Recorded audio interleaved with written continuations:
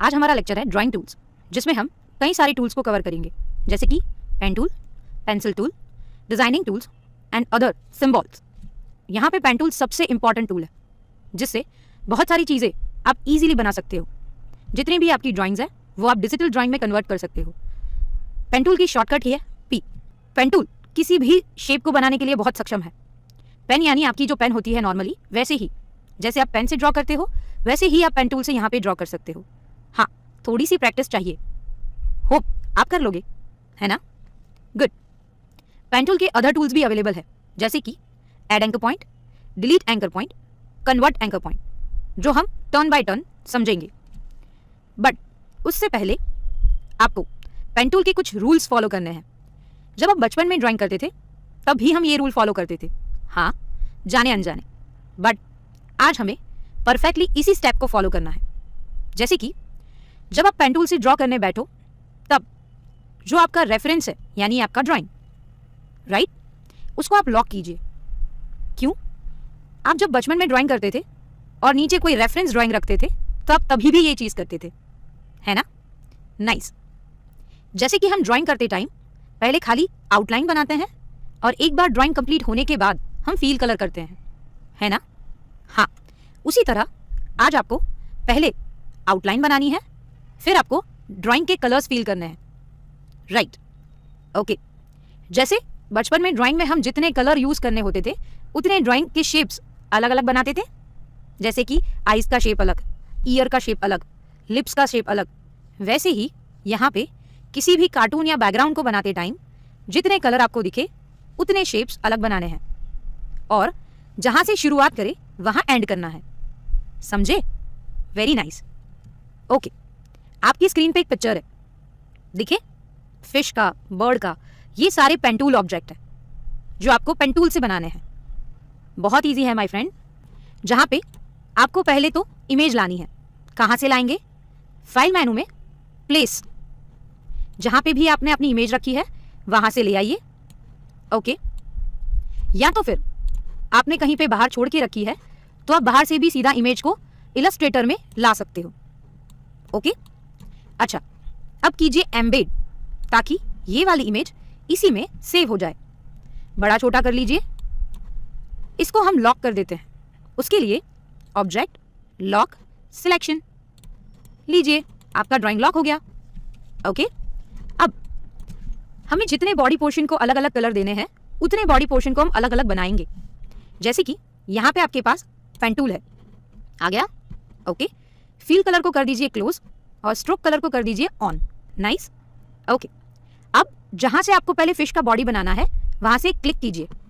जैसे ही आप क्लिक करोगे एक ब्लू पॉइंट आ जाएगा, देखा? नाइस। अब जहाँ जहाँ पॉइंट रखे हैं वहाँ वहाँ फॉलो कीजिए। कैसे? वापस देखिए, पहली क्लिक, दूसरी क्लिक पे आपको ड्रैग करना है और एंकर पॉइंट के ऊपर जाके क्लिक करना है easy. Click, drag and again click, ये मंत्र है पेन टूल का। ओके।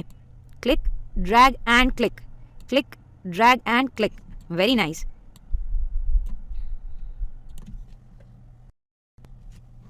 मैंने जहां से शुरू किया था वहीं मैं क्लोज कर रही हूं। जहां से आप शुरू करते हो आपको कंपलसरी वहीं पे क्लोज करना है। एक परफेक्ट शेप जहां तक ना बने वहां तक आपको पेन टूल को छोड़ना बिल्कुल भी नहीं है। ओके। अब दूसरे शेप की बारी। वापस पेन टूल लीजिए और ड्रॉ कीजिए। ओके। जब आप दूसरे शेप्स बनाते हो उसको थोड़े से ओवरलैपिंग बनाने चाहिए ताकि आपका शेप परफेक्ट बने, राइट? क्लियर है? Very nice. जैसे कि आप आइस को देख रहे हो, वो बेसिक शेप है तो उसको आप बेसिक शेप बना सकते हो। बाकी जितने भी शेप आपको समझ में नहीं आते वो पेन टूल से बनाइए। Okay, very good. जैसे कि मैंने यहाँ पूरी फिश को डिजाइन कर लिया है। अब आपको करना यह है कि ऑब्जेक्ट में जाके अनलॉक कीजिए आपकी इमेज को और उसको हटा लीजिए। देखिए, आपकी फिश रेडी है। अच्छा, जब हमारा ड्राइंग थोड़ा सा गड़बड़ हो जाता है तो हमारे पास डायरेक्ट सिलेक्शन टूल है, जिससे हम उसको स्मूथ कर सकते हैं, जिससे आपकी फिश प्रॉपर लग सकती है ना? हो गया। अब इसके अंदर आप कलर भरिए। जैसे कि मेरा मनचाहा कलर है येलो। ओके। आइस के लिए हम ब्लैक कलर लेंगे, किसमें? फील कलर में। अगर आपको स्ट्रोक की ज़रूरत ना लगे तो बंद भी कर सकते हो। ओके। पीछे वाइट कलर, हमें इसको थोड़ा सा शेडिंग देना है तो हम कोई दूसरा कलर भी भर सकते हैं, पर मैच कलर भरिएगा जिससे आपका फिश बहुत अच्छा लगे। ओके, जब ड्राइंग करने के बाद आपका कोई एरिया ऊपर आ जाता है तो राइट क्लिक पे अरेंजमेंट है जिससे आप उसको पीछे भेज सकते हो। पूरी फिश को सिलेक्ट कीजिए, ब्लैक बॉर्डर दीजिए, थोड़ी सी बड़ी करते हैं border. Okay, after doing that, यानी इतना कंप्लीशन के बाद आप डायरेक्ट सिलेक्शन टूल से कोई भी मूवमेंट को चेंज कर सकते हैं। जैसे कि इस फिश के लिप्स नहीं है, मुझे ऐड करने हैं, कर सकते हैं। हाँ, कैसे? पेन टूल से। जैसे कि मुझे अभी ऊपर से इसके लिप्स बनाने हैं, तो आप ऊपर से लिप्स भी बना सकते हो। कलर बदल दीजिए।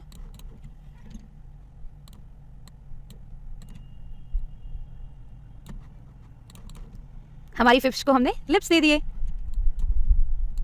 नाइस। यस, आप जो कार्टून्स देखते हो वो कार्टून्स कुछ इसी तरह एडिट होते हैं। अब हमारा नेक्स्ट टूल है पेंसिल टूल। पेंसिल यानी हमारी जो नॉर्मल पेंसिल्स होती है वही, जिससे आप ड्राइंग बनाते हो, रूटीन में लिखते हो।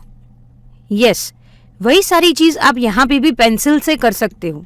देखते हैं, सॉफ्टवेयर में यहाँ पे आपको पेंसिल टूल मिलेगी। ओके कीजिए। डबल क्लिक से यहाँ पे आपको उसकी एडिट एरिया मिलती है। ओके, अब अगर आपका हाथ बहुत अच्छा है विद द माउस तो आप पेंसिल से कोई भी आर्टिस्टिक एरिया बना सकते हैं, जैसे कि अभी आपकी स्क्रीन पे बन रहा है ना। आपकी पेंसिल जैसे इजी यूज करती है वैसे ही यहाँ पे ये डिजिटल पेंसिल आर्टिस्टिक लुक बनाने के लिए बहुत काम आती है। Use of pencil. Pencil tool से आप कोई लाइन आर्ट बना सकते हो, जैसे आपकी लाइव पेंसिल यानी कि आपके हाथ वाली पेंसिल जो यूज की जाती है वैसे ही ये डिजिटल पेंसिल है ना। एकदम easy. Very good. Pencil tool के अंदर कुछ अदर टूल भी अवेलेबल है, जैसे कि पहले टूल का नाम है स्मूथ टूल। देखिए, हम पेंसिल टूल का यूज नॉर्मली शेपिंग के लिए करते हैं, पर जब हम कोई भी शेप बनाते हैं तब थोड़ा सा शार्प बनता है। अगर मैं बात करूं पेन टूल से हम कोई शेप बनाए या पेंसिल टूल से हम कोई शेप बनाए, हमारा माउस थोड़ा सा शार्पन घूमता है। जिस जगह को हमें स्मूथ करना है वो स्मूथ नहीं रहता। जैसे कि आपका नोज, उसको हमें कंपलसरी स्मूथ करना पड़ेगा क्योंकि हमारा नोज ऊपर से स्मूथ होता है, इसीलिए हम स्मूथ टूल का यूज करते हैं। स्मूथ टूल सिलेक्ट करके अगर आप उसके ऊपर घुमाएंगे तो वो पाथ स्मूथ हो जाएगा। ये बहुत काम का टूल है, समझे? ओके, जैसे कि आपकी स्क्रीन के ऊपर एक इमेज है जिसमें पहले पाथ बनाया गया है और फिर उसको स्मूथ किया गया है। एकदम इजी है। Very good. दूसरे टूल का नाम है पाथ इरेजर टूल। देखिए, यहाँ पे पाथ इरेजर टूल अवेलेबल है, जिससे सिलेक्टेड पाथ को आप इरेज कर सकते हो। दिख रहा है? Very good. अच्छा, इसका यूसेज कुछ यूं भी कर सकते हैं। मैंने एक सर्कल बनाया है और सर्कल को मुझे कुछ हिस्सों में इरेज कर देना है बड़ा सिंपल। एंड लास्ट वाला जो टूल है वो अपग्रेडेड टूल है, जिसको हम बोलते हैं जॉइन टूल।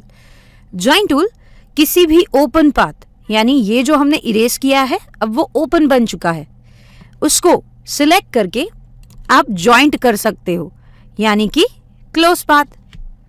देखिए कितने इजी डिजाइनिंग टूल्स है जिससे आप मनचाहा डिजाइन रेडी कर सकते हैं, जैसे कि लोगो, कैरेक्टर, बैकग्राउंड, राइट।